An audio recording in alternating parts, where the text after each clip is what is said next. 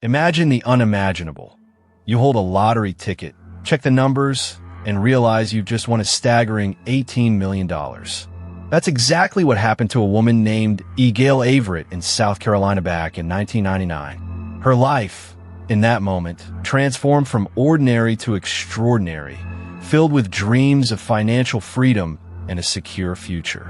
She claimed the prize through a trust, opting for annual payments that would total $18.9 million over 20 years. This wasn't just a few $1,000s. It was a generational fortune, enough to change not just her life, but the lives of her entire family. However, what seemed like the ultimate stroke of luck would soon unravel into a complex legal battle that would challenge the very notion of winning. The question quickly became, who truly owned this incredible prize? Before the win, Gayle and her ex-husband, Joseph John Averyt III, had a shared tradition. For years, they had purchased lottery tickets together, often splitting the cost and agreeing to split any winnings. This informal agreement, common among friends or family, felt harmless. It was a casual understanding, a handshake deal born from habit. They even had a specific routine. Joseph would often buy the tickets, and Gayle would contribute her share.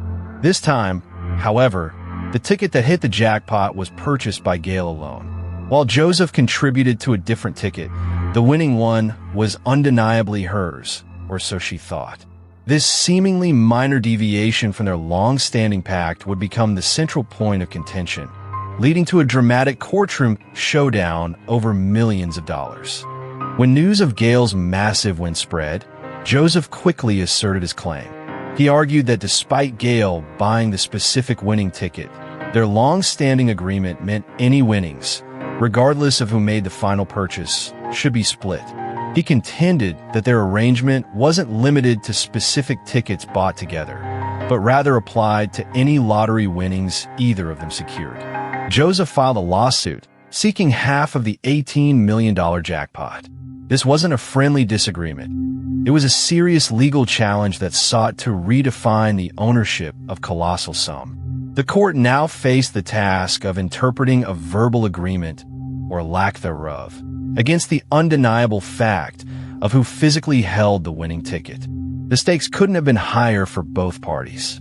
In legal terms, Joseph's case rested on the enforceability of a verbal contract. A verbal agreement, also known as an oral contract, is legally binding in many situations, provided its terms are clear and there's evidence of an offer, acceptance, and consideration. For example, if you verbally agree to pay a friend $50 to mow your lawn, and they do it, that's a contract.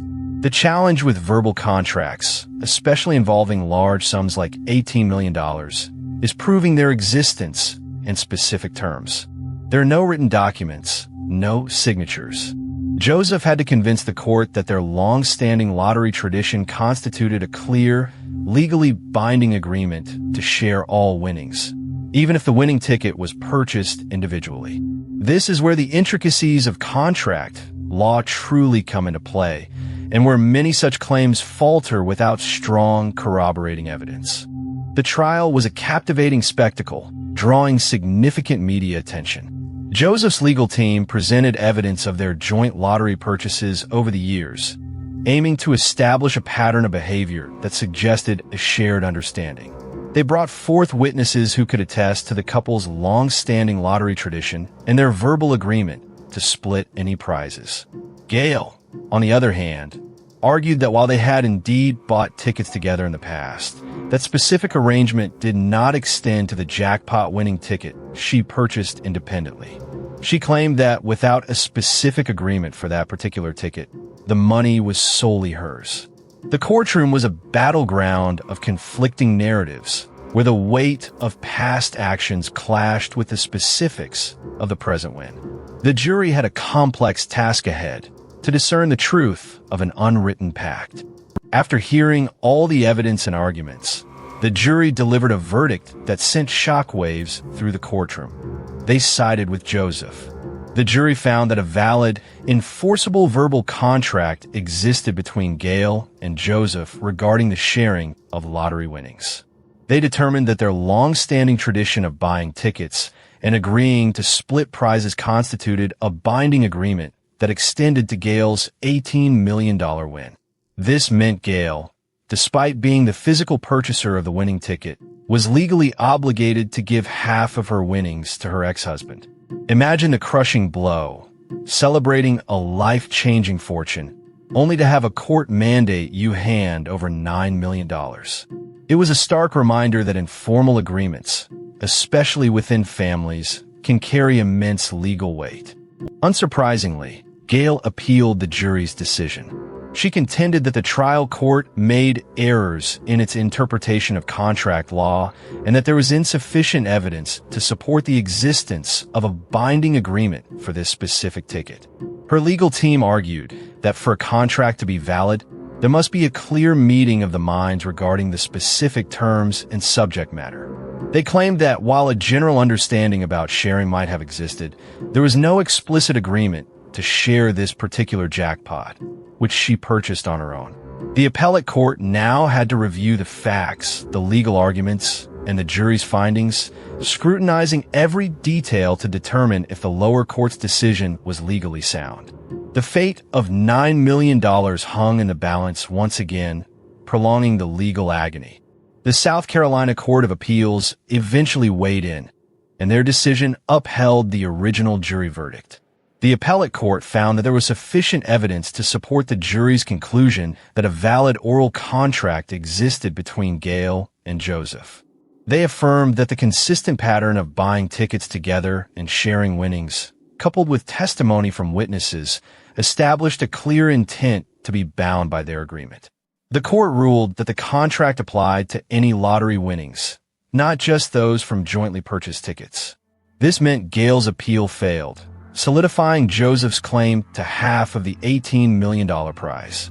For Gayle, the dream of sole ownership of her lottery fortune was now definitively over, illustrating the profound impact of past verbal commitments. The financial cost to Gayle was immense. $9 million, plus potentially significant legal fees incurred during the extensive trial and appeal process. When you consider the annual payments of approximately $945,000 for 20 years, this meant half of each payment, roughly $472,500, would go directly to Joseph. Beyond the direct monetary loss, there was the emotional toll of a protracted legal battle with an ex-spouse, the public scrutiny, and the stress of fighting to retain what she believed was rightfully hers. This case serves as a stark example of how an informal agreement, made years ago without written documentation, can lead to a multi-million-dollar consequence. It's a powerful lesson in the importance of clarifying financial understandings, especially when substantial sums are involved, to avoid such devastating outcomes. A common myth is that only written contracts are legally binding. This case thoroughly debunks that. While written contracts are always preferable for clarity and proof, verbal agreements, when proven, are absolutely enforceable. The challenge lies in proving the terms of a verbal contract. For instance, if you and a friend decide to go in on a concert ticket business, verbally agreeing to split costs and profits, and then one of you absconds with all the money after a successful venture, the other could sue based on that verbal contract. The court would look for evidence, text messages, emails, witness testimony, or a consistent pattern of behavior. The key takeaway is, do not assume an agreement is unenforceable just because it's not on paper. The law often looks to the intent and actions of the parties. So, what can you learn from Gayle Averyt's experience? First, always put agreements involving significant money in writing. Whether it's a lottery pool, a business venture, or even a loan to a family member, a simple written document signed by all parties can prevent future disputes. Clearly outline who owns what, who is responsible for what, and how winnings or assets will be divided. Second, if you do enter an informal agreement, ensure everyone involved has the same understanding of its scope and terms. A quick email or text message summarizing your understanding can serve as valuable evidence later. Finally, if you win a significant lottery prize, consult with an attorney immediately. They can help you navigate the claims process, protect your anonymity if desired, and shield your winnings from potential future legal challenges. Don't let a moment of joy turn into years of legal heartache. Beyond just writing it down, consider specific legal structures. For lottery pools, form a lottery pool agreement.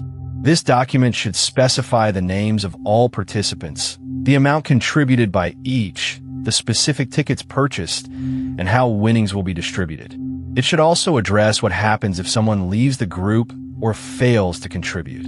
For larger sums, or if you're concerned about anonymity or asset protection, a trust can be an invaluable tool.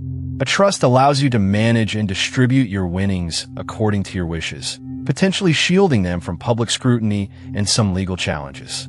A qualified estate planning attorney can help you set up the right structure for your specific situation, offering peace of mind and protecting your newfound wealth for generations to come. Don't leave your financial future to chance or informal agreements.